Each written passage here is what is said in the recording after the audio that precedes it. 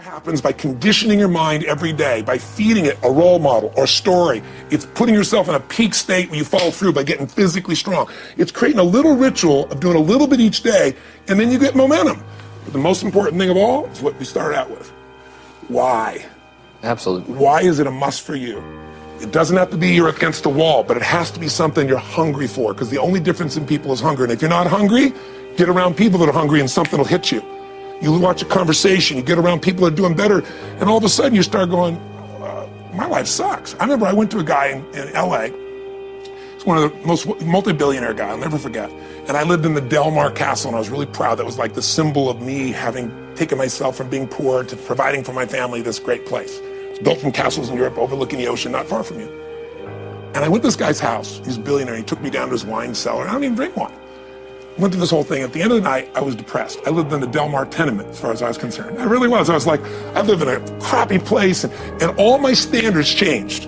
All of a sudden, I wasn't willing to settle for living that. All of a sudden, my back was to the wall in a different way, because as a man, I knew I was capable of more. So people can change their standard by getting around where it's better. People can change their standard by getting associated with what's true, like the bills they got to solve, the problems they got to do it. Or they can do it because they're excited, because it's something new they want to take on. Everyone's different, but they got to find the why, and they got to come up with some daily rituals to get them going, and just do a step at a time. That's where you get momentum. You think about the first thing that determines whether you can do something or not, and I put that in this first box at the top here on the left side. It's potential. Like, what's the potential of a human being? Like, when you guys started, you proved something no one had done in history. You ran the 4-minute mile, right? For God only knows how many centuries, they're trying to run a 4-minute mile. Roger Bannister does it. How did he do it? Do you remember? You did it in this industry, right? You made $1 million in a day. No one had ever done that in history, right? After you did it, a bunch of other guys are doing it because it became possible. Roger Bannister didn't just go physically practice. He made a shift in his head. He practiced in his head because he could never achieve it physically, so he had to change in his head first so that the result became certain enough he believed it, and then his body got him through. After Roger Bannister ran that 4-minute mile, within 2 years, 37 people ran a 4-minute mile. When no one in history had ever done it. Now here's how it works. The potential for anybody getting your product is extraordinary. They can do what you've done as much, more or less. They can do whatever they want to do. The potential's there. The market's proven that. Whether or not they tap into potential has a lot to do with what action they take, which is the question you came to me with, right? Like, God, they all have potential, but they're not taking action. And we all know that the action they take is going to determine the results they get. That's pretty obvious. So most people have a belief about what their real potential is no matter what you tell them. And that affects how much action they take. And of course, that affects the result. And then ironically, that result reinforces their belief. And then that belief affects it. So I'll give you an example. Let's say a person has unlimited potential, we all agree.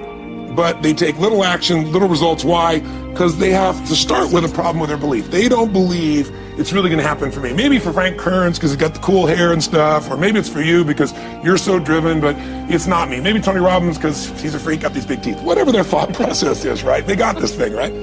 But what happens is, if you believe that there's very little potential, how much action are you going to take? Nothing, little. And when you take little potential with a little action, what kind of results do you get? Lousy little results. And when you get little results, what does that do to your belief? You go, see, I told you this was a waste of time, told you this wouldn't work.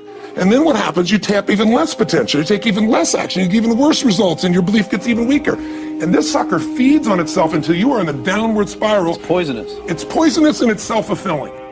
Now, what if something could happen that could come along and fill you with a sense of absolute certainty? Not like I believe, but where you know. In you guys' case, mine as well, we knew because we had to. Because we burned the boats. There was no other option. We had to find a way. We weren't going to live that way. We all did it in different ways and for different reasons, but in essence, that was it. If you get yourself in a state of certainty that this is going to work, I'm going to find the way, and if this doesn't work, I will make the way, then you tap a lot more potential. And when you're certain in your potential, you take massive action. When you take massive action, you really believe in something, you get great results. When you get great results, your brain goes, see, I told you I was a stud. I told you this thing would work out. Now you're even stronger. You tap more potential, take greater action, greater results. That's how you went from $300 in a week to $2,500 in 5 days to $100,000 in a month to $1 million in a day. Same thing with you. And we get momentum. That's why the rich get richer and the poor get poorer. Now some people go out and they go, well, I'm going to take a bunch of action. All right, I'm going to open this product. I'm going to try it. And they'll say to you, I even did it. But it's like a salesman who goes and knocks on the door, and he knocks on 100 doors and says, "You don't want one of these, do you?" Yeah, exactly right. You know? And even if he doesn't say it verbally, his face says it because he doesn't believe it's going to work. So his voice, his body, the execution is so weak. Maybe if he talks to 100 people, somebody's going to buy out of pity. They don't want his kids to starve, right? But he's not going to get the result. So the core difference in people is, how do you produce certainty when the world isn't giving it to you? You go out and you try, in your case, you're 100,000 in debt and nothing's working. How do you keep yourself going? The way you did it, the way I did it, the way you're doing it, we may not have done it consciously, is we didn't change our potential. That was there. And it wasn't even taking more action. Taking more action with a belief it's not going to work, it's not going to change anything.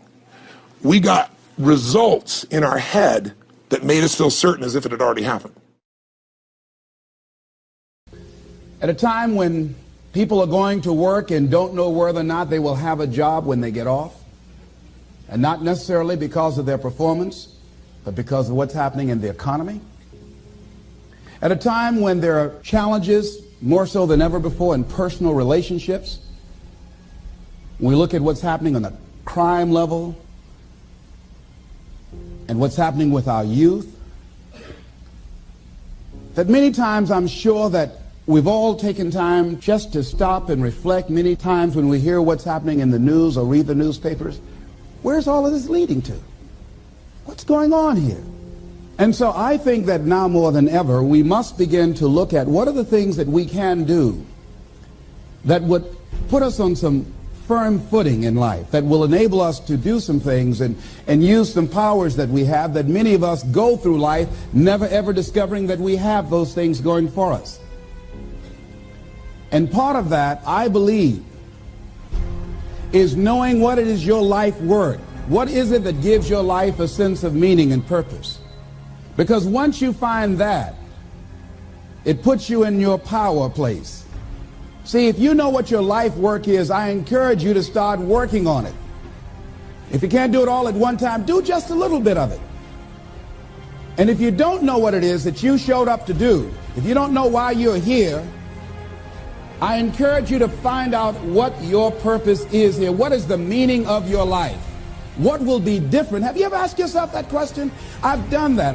I remember coming from a friend of mine's funeral, and I was reflecting on how much time I had left. And I went for a walk in a park thinking about this guy whose life was so promising. And I mean, he wasn't an old guy. He was quite young, in fact. And I thought about all of the things that he said he was going to do, and he never got a chance to do those things. And I started thinking about my own life and how much time I had left to do the things that I would like to do. And at that time, I wasn't sure what my life purpose was, what my life's work was. I wasn't sure about it at that time. And I thought about it quite a lot. I had some idea, but I wasn't convinced. That I don't think I felt worthy. I didn't believe that it could be me to do this kind of work that I'm doing right now. And I say to you that if you begin to take a conscious effort to find out what it is that you're supposed to do, I say that it can literally save your life. I said that it can literally save your life. I was telling a group of people of a study that was conducted. Dr. Larry Darcy, who wrote a book called Recovering the Soul, he said human beings are the only living species that has achieved the dubious distinction of dying or having a stroke or a heart attack on a certain day. If you ask most people, what would you say the primary cause of why people will have a heart attack or stroke? Many people will say, well, because they smoke cigarettes, or because of high cholesterol, or because of stress, or because of obesity. And all of those things are contributing factors. But ladies and gentlemen, more heart attacks take place in this country on Monday morning between 8 and 9 a.m. That's when the majority of people who have their first heart attacks have been. 85% of the American public, according to recent studies, are going to jobs that they hate, working on jobs that do not challenge them. They get sick thinking about going. Migraine headaches after the Sunday afternoon football game or 60 Minutes, the anxiety began to build. And come Monday morning, they drop dead of a broken heart. Some of you ought to think about not going to work on Monday.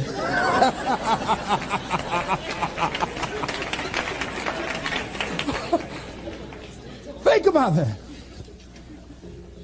People are literally dying to go to work.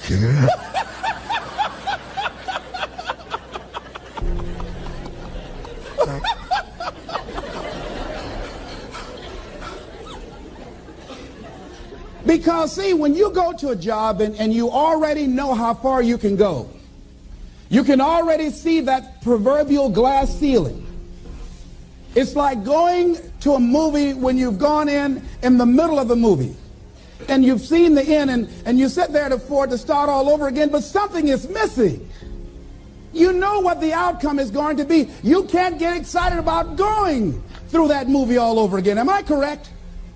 See, when you're going someplace and you already know how much you're going to make, you already know how far you can go, you're in a dead-end position. It erodes your self-esteem.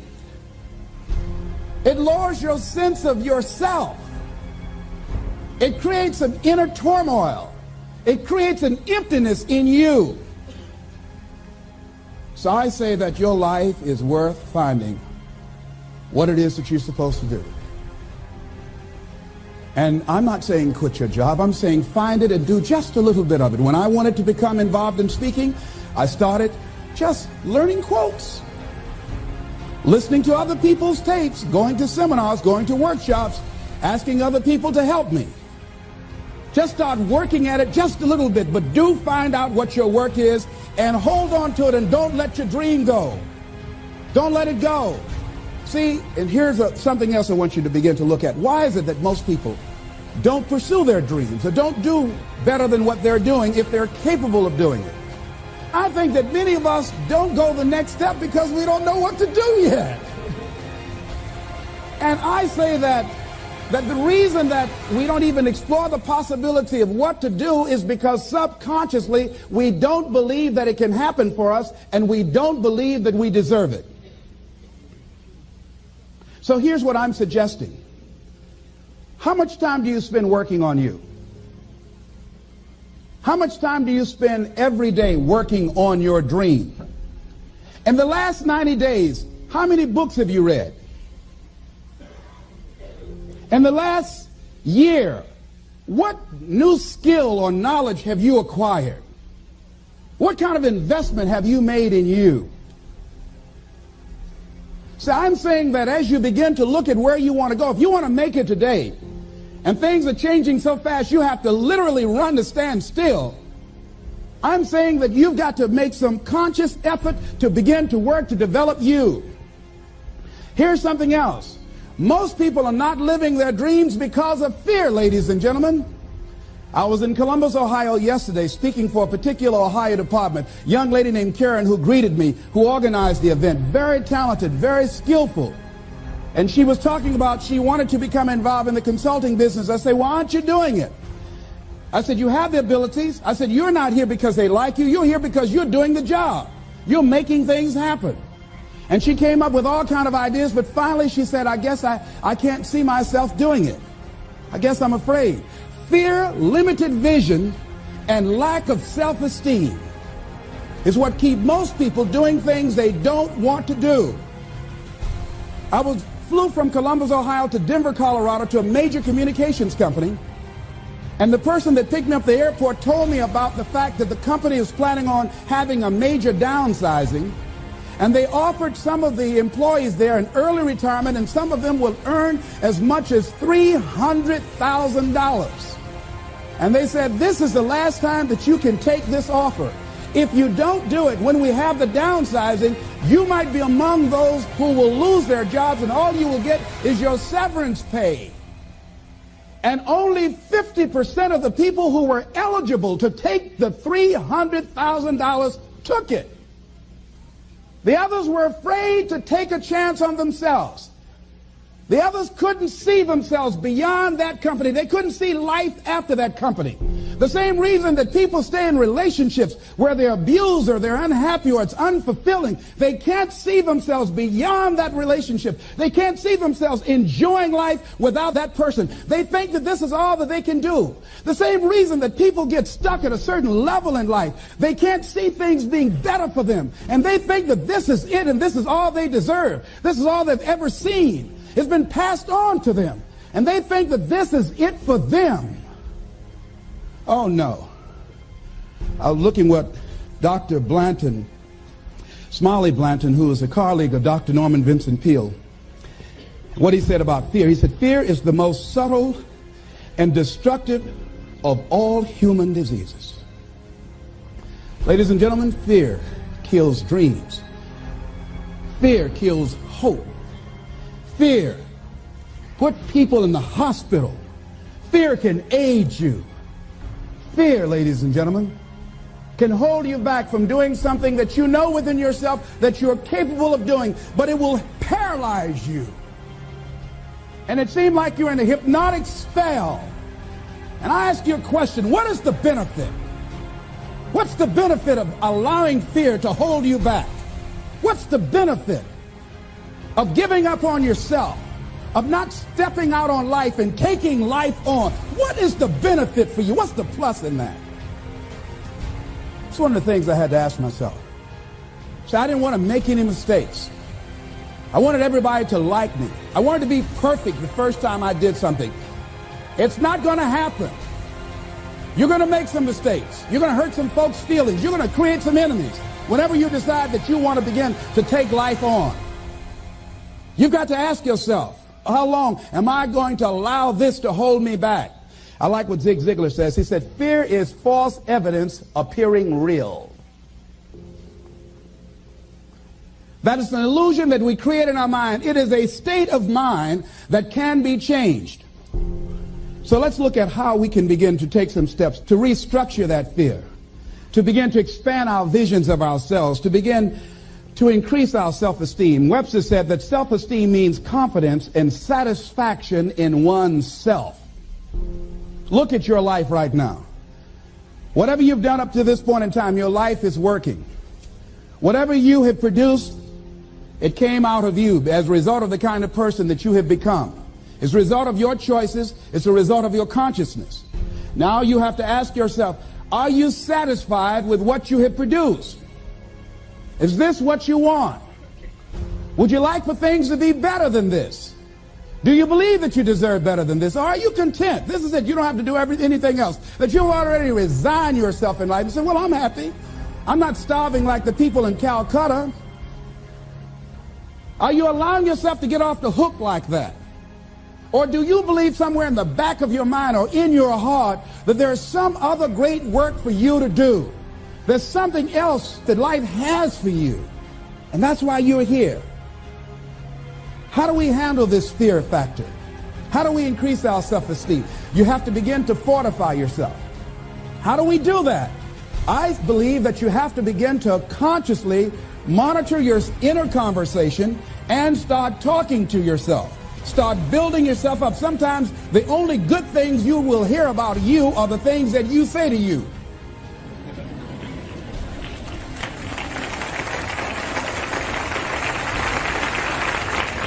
Young lady that was in the audience this afternoon said to me, I told myself yesterday for the first time, I'm proud of me. And she said, I felt good about that. So I'm saying learn to be your own booster. Start building yourself up. Start encouraging yourself. Start saying, I can do this. I can make this happen. When I started thinking about becoming a speaker, I said, yes, I can do this. I can make this happen. When I start trying to convince myself I can be a businessman after flopping and failing and losing thousands of dollars and feeling stupid and dumb and having people take advantage of me because of what I didn't know. I had to talk to myself because people were saying to me that I was dumb. And somewhere in the back of my mind, I was saying, you're right. Look at what I've done. I had to say, no, Les. Hey, come on, man. Get yourself together. You can handle this. You just haven't figured it out yet. It's all right. This is your training period. This is the tuition you have to pay for what you don't know. You can do this. Other people have done it. It doesn't take an Einstein. Get you some people that can teach you some stuff that you don't know. Get you some people that have done it successfully and learn from them. Take some seminars, workshops, read some books on how to manage a business. Change the way you see yourself and begin to tend to the personal details. Understand that nobody's going to take care of your business better than you. And when I start changing that kind of mindset of beating myself up because of my mistakes and start looking at the possibility of my doing better, of my making the adjustment that would enable me to do what I want to do successfully, things begin to change. And I say, stop beating up on yourself. You do it. I know you do it. I've done it. It's a natural inclination for us to put ourselves down. See, we are born negative, I think, in a negative consciousness because we live in a negative world. So you don't have to teach children to lie. They'll lie automatically. Did you wet in your pants? No, I did not. Well, what is that? I don't know. You don't have to encourage kids to misbehave. They will do it by themselves. You don't have to encourage them to do the wrong thing. They will do it automatically. You have to correct their behavior. So I'm saying that we have to work through the challenges of life in learning how to begin to work to fortify ourselves. Repeat after me, please. I can live my dream. I can find my purpose in life. And live my purpose. I deserve more from myself. I deserve more from life. Shake somebody's hand on your right and left and say, you deserve more from life too.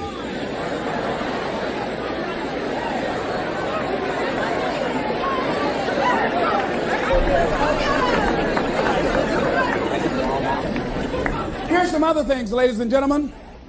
Begin to guard your mind against negative programming, like turn off the television. Don't watch the news. Don't watch it. I think that more people have a sense of hopelessness and anxiety about life. If you look at the news, you cannot feel good looking at the news. You'll be scared to death. You're scared to go to sleep. I mean, it turns your power down. You've got to be conscious of that. Don't pick up the newspaper and read it. No. Just try this. Just experiment with yourself. Now, if your job depends upon you knowing certain things, let somebody tell you just about those things. But start filtering the stuff you allow to come in your mind. You know that song you used to say, don't let nobody bring you no bad news. I tell my staff, look here, don't tell me any bad news while I'm on the road. Let me handle it tomorrow. I don't like anybody to tell me any bad news at night before I go to sleep. I can't do anything about it anyhow. Why let me go to sleep with that on my consciousness? No, and my staff, they know that. Say, let it wait till tomorrow. And I have a period of time. Tell me bad news between 10 o'clock and 12 noon. After I prayed and meditated and read my books, I'm fortified, I'm ready to handle it. I deal with them and I'm out of there and I'm going on to something else. So you've got to guard the kinds of things that you put in your mind. See, if you don't program your mind will be programmed because human beings are goal-oriented. That's why we die of broken hearts early. That's why we're running through life to early graves. We're going through life, ladies and gentlemen. And I think that Henry David Thoreau said that most men live in quiet desperation. Most of us go through life running scared. Larry DeAndre, who I think is going to be one of the greatest motivational speakers around today, told me a story, a true story of a friend of his, that every day when he came home from school, when he would get to a certain block in his neighborhood, there was a neighborhood dog that would chase him. And that dog would start after him barking. Boy, he would run, just running from that dog every day. Finally, he just got tired of that dog chasing him every day. He said, this dog come around here today, I'm going to take a brick or something and bust him in the head.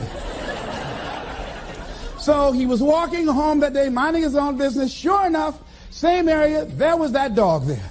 And the dog started barking, he started running, he saw a brick and he stopped and picked up the brick and turned around. And the dog got close to him, he realized the dog didn't have any teeth.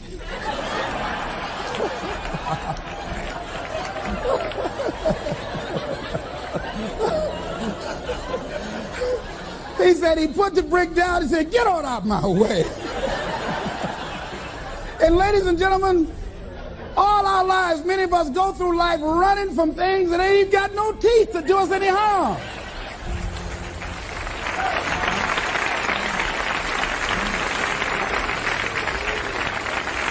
you been afraid to do something, and then after you did it, you say, whoa, if I'd known it was this easy, I would have done it before. Haven't you ever had that experience? Raise your hand.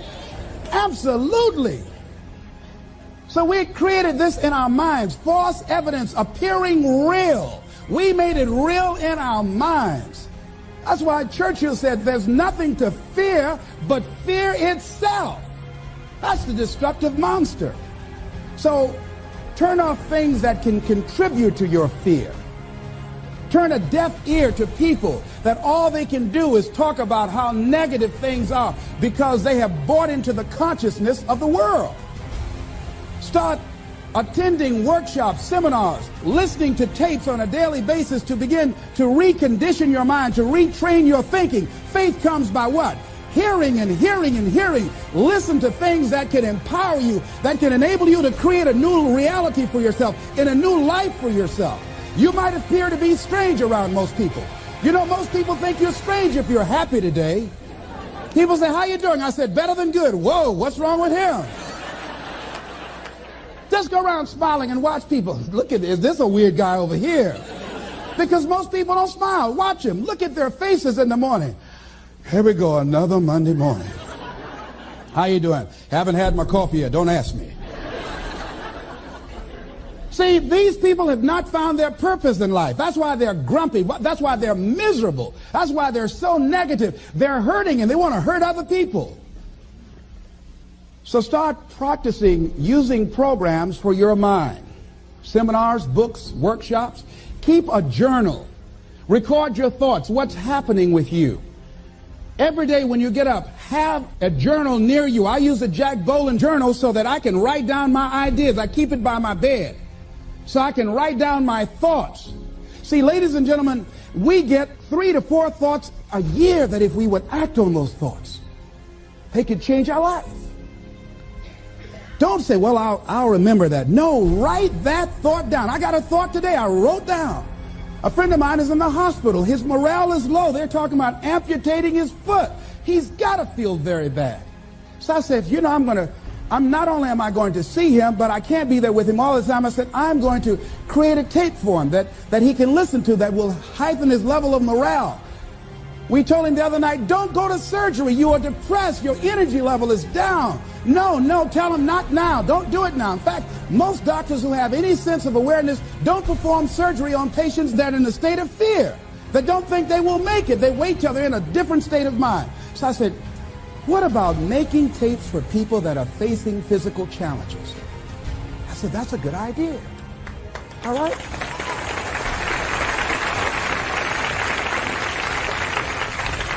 See, there are ideas that can come to you out of things that appear to be negative. I have a friend out of Chicago, just met him. He was 23 years old. And this guy, he went financially bankrupt 2 years ago, ruined his credit. Guess what he decided to do?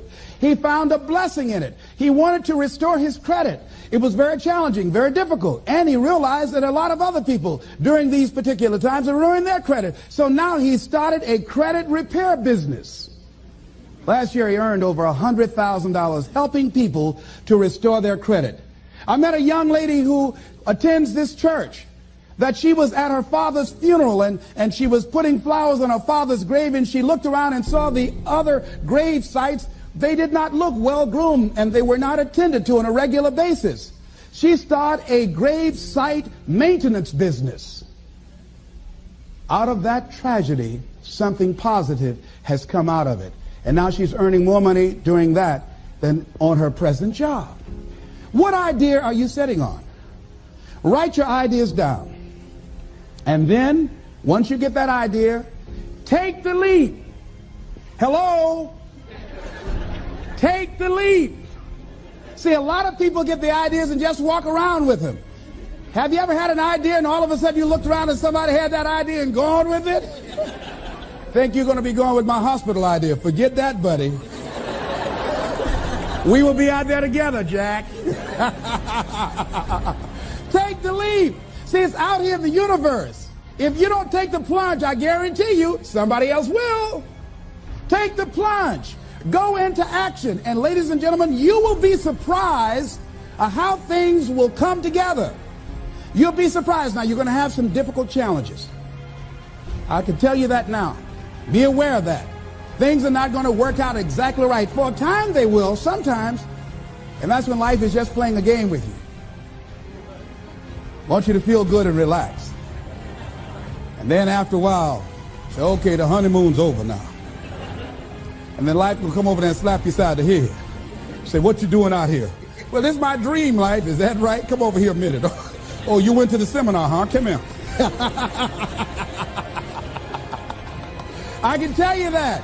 But ladies and gentlemen, go into action with your dream. And don't avoid where the fights are. Get in the midst of the fight. And get some hickeys on your head. Get knocked down so you can learn how to fight, so you can hold your position. See, most people don't get out in the arena of life because they don't want to fight. Most people don't get out there because they don't want to get knocked down. They don't want to be dropped to their knees. But see, you're going to be dropped whether you're on the field or whether or not you're sitting on the sidelines. You're going to be dropped. So at least get dropped for something. Don't get knocked down while you're sitting down. See, that's how most people are spectators in life. You don't want to be a spectator. You want to get out in the field where the action is. And you will be amazed. After the struggle, there will be a calm period and things will begin to click for you. Come out here with what you got. You don't have enough money? Don't worry about it. You got the dream. You got the idea. You don't have enough resources? Don't worry about it. You need some help? Don't worry about it. You get out here in the arena, someone will look at you and become inspired and say, hey, can I help you? But if you're sitting up on the bleachers, nobody's going to ask you anything.